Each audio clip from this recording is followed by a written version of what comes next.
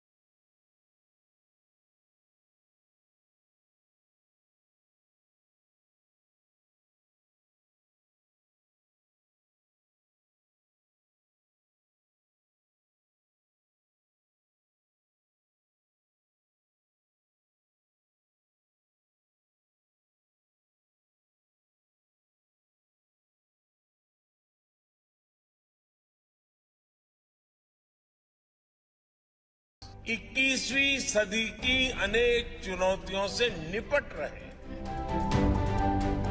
भारत की धरती भी आज एक बड़े परिवर्तन का गवाह बन रही है। इस परिवर्तन की कमान भारत के नागरिकों के पास है, भारत की बहनों बेटियों के पास है, भारत के युवाओं के पास है।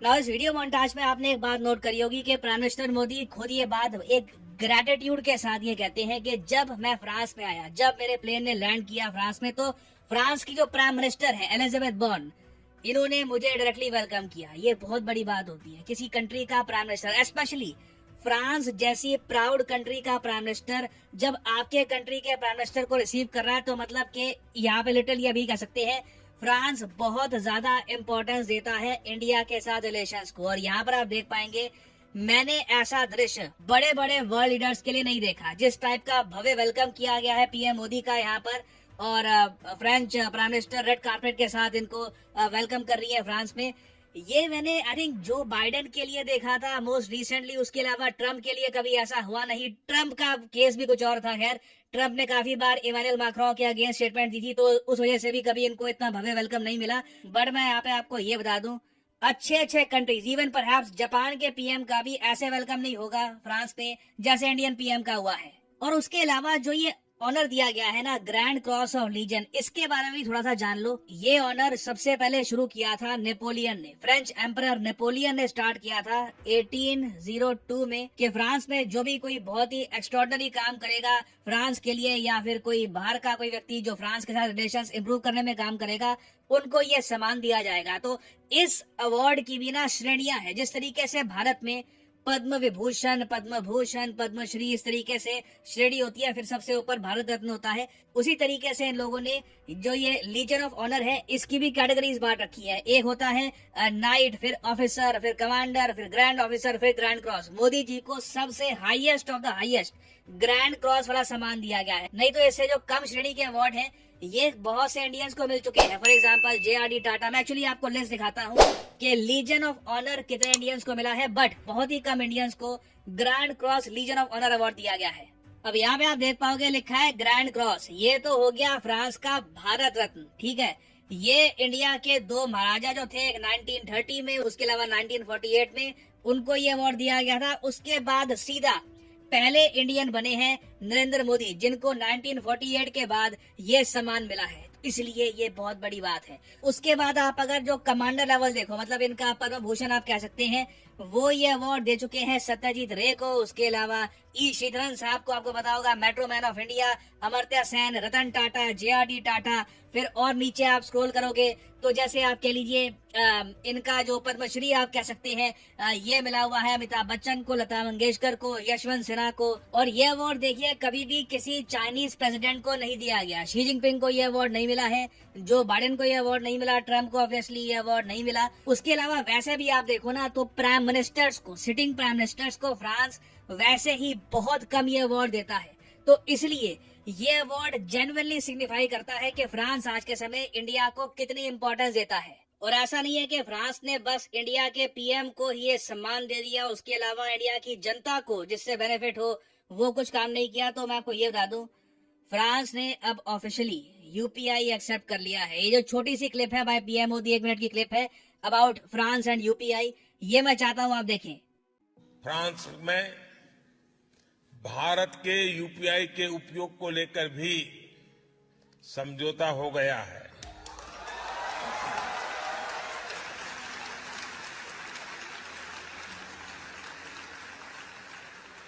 अब मैं तो समझौता करके चला जाऊंगा, आगे बढ़ाने का काम आपका है।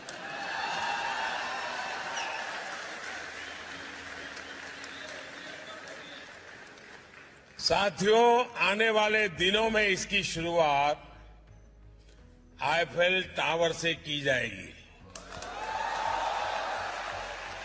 यानी अब भारतीय टूरिस्ट मोबाइल ऐप के जरिए आईफेल टावर में रुपये में भुगतान कर पाएगा।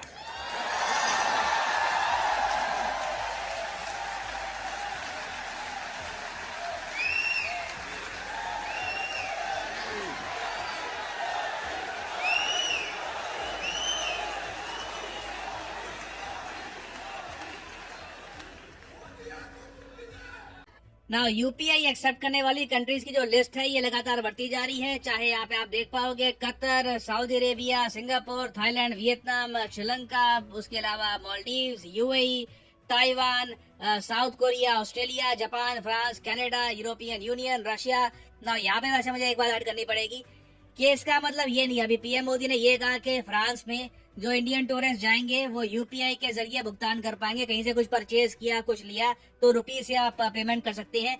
देखिए यहाँ पर ना एक रिक्वायरमेंट ये भी है कि जो मर्चेंट है, जो दुकानदार है, उसके पास भी एक प्रॉपर UPI अकाउंट होना चाहिए, तभी वो पेमेंट ले भी पाएगा। ऐसा नहीं है कि फ्रांस में कहीं भी कोई आपने कोई दुकान देख ली, कोई मॉल देख लिया, वहां पर भी आप चले गए UPI की पेमेंट करने के लिए। इसलिए PM मोदी ने ये कहा है कि समझौता तो मैंने कर दिया है, आगे इंडियन पब्लिक के ऊपर है कि ये डिमांड भी इसकी रखते हैं या नहीं रखते। क्योंकि देखो, अगर भारत के टूरिस्ट फ्रांस में, पेरिस में और जगह जाएंगे, किसी रेस्टोरेंट में गए और जगह गए, वहां पर पूछा कि हमने खाना खा लिया है, हम इसकी पेमेंट करना चाहते हैं UPI से, तो हो सकता है इनिशियली जो वहां पे ओनर है उसको पता ना हो कि UPI क्या है, कैसे ऑपरेट करता है वगैरह।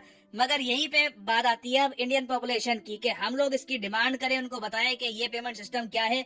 इवेंचुअली वो लोग बिजनेस करने के लिए बैठे हैं, उनको पेमेंट मिलेगी इससे, वो भी यूपीआई के अंडर अपने बिजनेस को ले आएंगे। और इंडियन टूरिस्ट देखिए दुनिया भर में बढ़ते जा रहे हैं। भगवान करे कल को आप भी इतनी तरक्की करें कि कल को आप फ्रांस, यूरोप के बाकी कंट्रीज हैं वहां पर छुट्टियां मनाने के लिए जाए। और अगर आप जाते हैं तो याद रखिएगा, कोशिश करिएगा अपनी तरफ से छोटी सी कि रुपी में पेमेंट की जाए। और अगर रुपी की पेमेंट का ऑप्शन नहीं है तो पोलाइटली आप ये इशू रेज कर सकते हैं कि नेक्स्ट टाइम मैं यहाँ पे आऊंगा ना, मैं चाहूंगा कि मैं यूपीआई से पेमेंट करूं। फाइनली यहाँ पे मैं आपसे पूछूंगा एक क्वेश्चन जिसका आंसर मैं चाहता हूँ आप सब लोग करें कमेंट सेक्शन में। क्वेश्चन ये है कि हाल ही में साइंटिस्ट ने डिस्कवर किया है फॉर्मेशन ऑफ फॉस्फाइन गैस।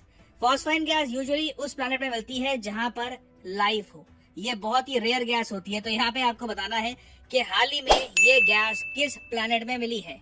ये है यहाँ पे आपकी ऑप्शन, मरकरी, वीनस, यूरेनस या फिर मार्स। कमेंट सेक्शन में करिए उत्तर। सही आंसर मैं नहीं दूंगा इसका आंसर हल्का गूगल करोगे मिल जाएगा। मगर जो लोग सही आंसर करेंगे कोशिश करूंगा कि उनकी कमेंट को मैं हार्ट दे दूं ताकि बाकी लोग समझ पाए कि सही आंसर क्या है।